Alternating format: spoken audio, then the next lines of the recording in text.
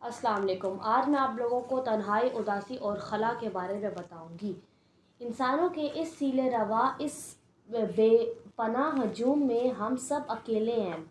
انسان کو تنہا پیدا کیا گیا ہے، اسے مرنا بھی اکیلا ہے۔ تنہائی نفس کی ایسی جبلت ہے جس سے بے پناہ خوف کھاتے ہیں۔ نفس خوب جانتے ہیں کہ وہ اکیلا ہے۔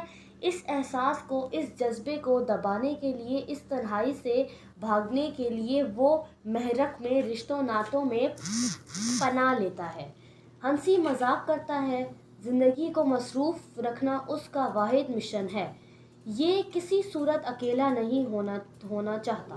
کبھی تنہائی میں خود اپنے ساتھ بیٹھنے کا تجربہ کریں۔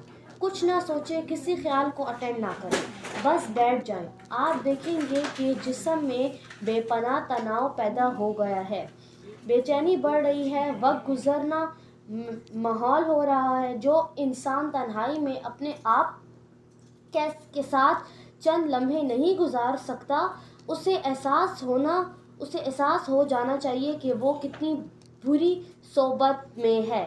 آنکھیں ذہن کا دروازہ ہیں۔ رات کو سوتے وقت جب ہم آنکھیں بند کر لیں تو اصولی طور پر دنیا کو ختم ہو جانا چاہیے، مگر نفس اس قدر چالاک ہے کہ آنکھ بند ہوتے دماغ میں ایک دنیا پیدا ہو جاتی ہے اور ہم اس میں مصروف ہو جاتے ہیں، ہم اس میں گمسم ہو جاتے ہیں۔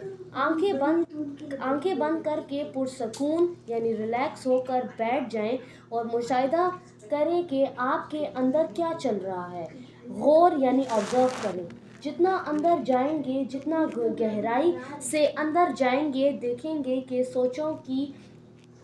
سوچوں کی ایک لامتناہی قطار ہے جو چلی ہی جا رہی ہے۔